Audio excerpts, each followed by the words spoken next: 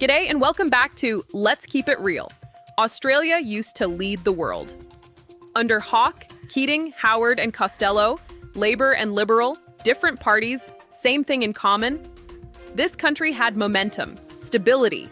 The world watched us and took notes. Then in 2013, something broke. And it wasn't Labour that broke it. Paul Kelly, editor-at-large of The Australian, no friend of One Nation, no radical, just released a book calling this the twilight of exceptionalism. His words, not mine. And he puts the start of the decline at one place, the coalition government of Tony Abbott. Abbott won in 2013, promising a government that says what it means and means what it says. Kelly was in the room that night. He says Abbott broke that promise almost immediately, especially in his first budget, and it destroyed trust before the government had barely started. But here's the part that should worry every Australian no matter who you vote for. Abbott didn't just lose the public's trust. He lost his own party's trust. 2 years in, with a big parliamentary majority, his own party room knifed him. Not Labour, his own team. Then it happened again.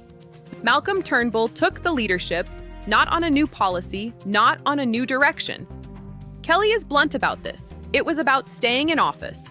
Then Scott Morrison replaced Turnbull.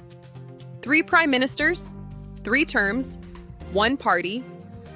Kelly's own verdict. After all that churn, nobody knew what the Liberal Party actually stood for anymore. Not the public, not even the party itself. Now think about what that does beyond politics. Governments that can't stop knifing their own leaders can't hold a steady economic direction. Sudden leadership changes shake business confidence. Investors, employers, and industries plan years ahead. And they can't plan around a government that changes its head of state every 2 years. That instability doesn't stay in Canberra. It flows into jobs, into industry, into the economy every Australian family depends on. And this is what the Bible says about a house divided against itself, because that's exactly what both major parties have become. ESV, Mark 3:25. And if a house is divided against itself, that house will not be able to stand. NLT says, a house divided against itself is doomed. CEV adds, a family that fights won't last very long either. In order for Australia to be great again, it needs stability in our government. Stability attracts investment, and from investment, a nation grows. Infighting and instability is what we can't afford. A point worth noting when you vote. That's Let's Keep It Real.